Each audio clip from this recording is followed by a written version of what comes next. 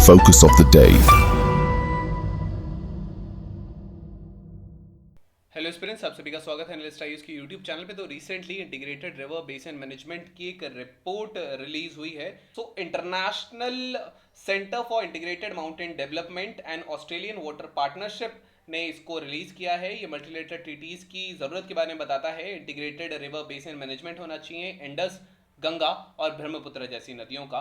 Now what is this integrated river basin management? तो एक comprehensive approach है जिसका एम होता है कि प्लानिंग और मैनेजमेंट को वाटर रिसोर्सेज के हार्मोनाइज किया जाए, सस्टेनेबल डेवलपमेंट हो, स्ट्रैटेजीज एक रिवर बेसिन के अंदर ही उनको इस हिसाब से मैनेज किया जाए। मोर ओवर इसमें कोऑर्डिनेशन होता है, कंजर्वेशन होता है, मैनेजमेंट होता है, डेवलपमेंट होता है वाटर लैंड का एंड रिलेटेड रिसोर्सेज का अलग अलग सेक्टर जो स्पेसिफिक रिवर बेसिन में आते हैं। ये एम्फेसाइज करता है इकोलॉजिकल, सोशल, इकोनॉमिकल एस्पेक्ट्स को इंटीग्रेट करने के लिए, एक्वायर करने के लिए इक्विटेबल सस्टेनेबल वाटर यूज हो। यूरोपियन यूनियन ने एक्टिवली यहां पर दो चीजें हैं, इसके दो की फ्रेमवर्क के थ्रू किया है। पहला है वाटर फ्रेमवर्क डायरेक्टिव एंड दूसरा है फ्लड रिस्क मैनेजमेंट डायरेक्टिव।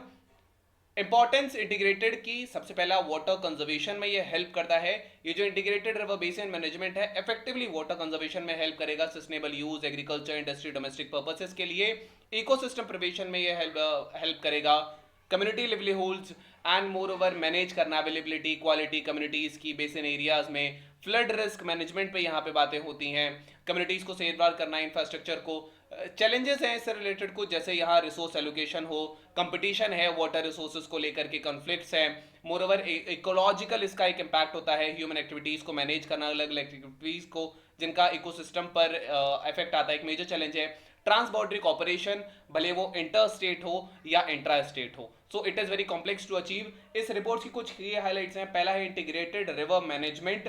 तो ये जो रिपोर्ट है ये एम्फेसाइज करती है कि जो इंटीग्रेटेड रिवर बेसिन मैनेजमेंट है इसमें एक बेसिन वाइड अप्रोच का यूज करना चाहिए, जिसमें पूरे बेसिन पे प्लानिंग होनी चाहिए, जिसमें क्वालिटी डेटा शेयरिंग हो, वाटर अवेलेबिलिटी पे, बायोडाइवर्सिटी पे, पॉल्यूशन पे, जितने भी स्टेक होल्डर्स उनके बीच, डिस्पाइट जो एग्जिस्टिंग बायलैटरल ट्रीटीज हैं, एग्रीमेंट्स हैं, वाटर पे, डेटा शेयरिंग पे। एंड यहाँ नोटेबल एब्सेंस है कि कोई मल्टीलेटरल एग्रीमेंट नहीं है रिवर मैनेजमेंट को लेकर के उस रीजन में। तो ये चैलेंज देता है, ये एम्फेसाइज करता है कि मल्टीलेटरल ट्रीटीज होनी चाहिए इंडस, गंगा, ब्रह्मपुत्र में। इफेक्टिवली डिपेंडेंस होनी चाहिए क्रिटिकल रिवर्स पर। बहुत सारे लोग ऐसे हैं, millions of people are there, जो इंडिया या तिब्बत जो आता है, पाकिस्तान जो है, अफगानिस्तान, नेपाल, भूटान में जो इंडस, गंगा, ब्रह्मपुत्र के जो वाटर है उस पर रिलाई करते हैं फूड और वाटर सिक्योरिटी के लिए। तो कॉम्प्रिहेंसिव वाटर मैनेजमेंट स्ट्रैटेजीज बहुत जरूरी हैं। जितने भी तीनों बेसिन हैं जो इंडस, गंगा, ब्रह्मपुत्र के हैं, ये वास्ट हैं, एलुवियल प्लेन्स हैं और इनका स्पैन इंडिया, पाकिस्तान, बांग्लादेश, नेपाल, इन सारी जगह आता है। गंगा रिवर बेसिन की बात करेंगे तो यहाँ 600 मिलियन इंडियन रहते हैं, 29 billion Nepalese and millions of people जो बांग्लादेश में रहते हैं। कोई एग्रीमेंट नहीं है नेपाल, भारत और बांग्लादेश में अभी इसको लेकर के। इंडस रिवर बेसिन में लगभग 268 मिलियन लोग रहते हैं। ब्रह्मपुत्र में 114 मिलियन लोग रहते हैं जो वाटर पे, इलेक्ट्रिसिटी, फूड पे डिपेंड करते हैं।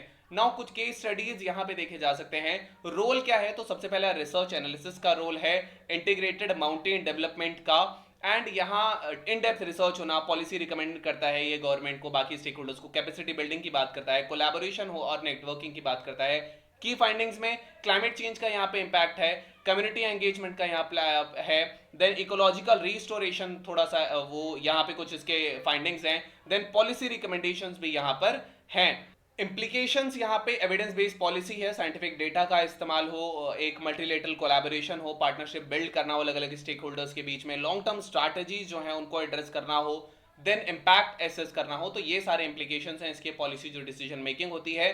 फ्यूचर प्रोस्पेक्टस में यहाँ इंप्रूव्ड वाटर एलोकेशन होना चाहिए, distribution, agriculture, industry, house holds के लिए, इकोसिस्टम कंजर्वेशन जिसमें बायोडाइवर्सिटी को प्रिजर्व किया जाए, प्रोटेक्ट किया जाए, नेचुरल हैबिटेट्स को, कोलैबोरेटिव गवर्नेंस हो अलग अलग स्टेक होल्डर्स के बीच में ताकि एक सस्टेनेबल रिलायबल मैनेजमेंट हो सके, इंप्रूव्ड वाटर एलोकेशन हो। मेजर रिकमेंडेशंस है यहाँ पर। यहाँ रिपोर्ट सजेस्ट करती है कि जो डेटा गैप है रिवर बेसिन पे, इनको एड्रेस करना पड़ेगा वाटर मैनेजमेंट के लिए, अर्निंग, वार्निंग और यहाँ जो वाटर का जो मैनेजमेंट है, डिजास्टर मैनेजमेंट, वो फैसिलिटेट होना चाहिए।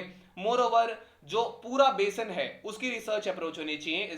स्टार्टेक्स ये कहते हैं कि जो होल बेसिन रिसर्च है वो यहाँ पे होनी चाहिए, डेटा शेयरिंग होनी चाहिए, रिलायबल वाटर अकाउंटिंग, अंडर और जो स्ट्रैटेजिक बेसिन प्लान्स होते हैं और ट्रांसबाउंडरी अंडरस्टैंडिंग यहाँ इंक्रीज होनी चाहिए लॉन्ग टर्म इफेक्ट्स के लिए क्लाइमेट चेंज का, एक more secure reliable water supply हो सारे यूजर्स के लिए, भले वो अनसर्टेन कंडीशंस हो तब भी।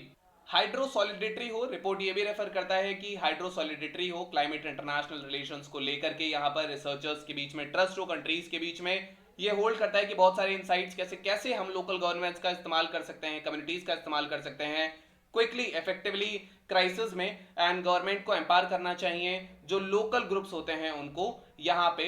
मोर ओवर एक बेसन वाइड अप्रोच होनी चाहिए रिवर की मेक प्लान्स के बनाने में, और इसमें quality data, water availability, biodiversity, pollution, ये सारी चीजें जो हैं ये अलग अलग स्टेक होल्डर्स के बीच में इसका डेटा जो होना चाहिए। देन हम गंगा बेसिन की बात करते हैं। ये उत्तराखंड, उत्तर प्रदेश, बिहार, झारखंड, वेस्ट बंगाल से फ्लो करता है। एग्जिस्टिंग चैलेंजेस यहाँ पे बहुत ज्यादा हैं, फ्लड्स और ड्रॉट्स यहाँ बढ़ते चले जा रहे हैं। मॉनसून सीजन में डिवास्टेटिंग फ्लड्स देखे जा सकते हैं, खास करके डाउनस्ट्रीम एरिया जैसे बांग्लादेश है।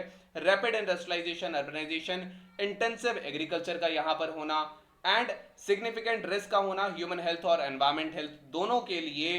मोर ओवर यहाँ पे खास करके वुमेन पीपल जिनके पास डिसेबिलिटीज है, मार्जिनलाइज्ड कम्युनिटीज हैं, उनको यहाँ पे खास करके प्रॉब्लम्स है। Then we have Indus basin, जो जम्मू कश्मीर, हिमाचल प्रदेश, पंजाब, राजस्थान, हरियाणा, चंडीगढ़ जैसे इलाकों से जाता है। राइजिंग टेम्परेचर, मानसून्स का बहुत ज्यादा अनइवन होना, environmental degradation, food security, livelihood, water security यहाँ पे प्रॉब्लम्स है। एग्रीकल्चर बहुत ज्यादा है, इंडस्ट्रियल पॉल्यूशन यहाँ ज्यादा है।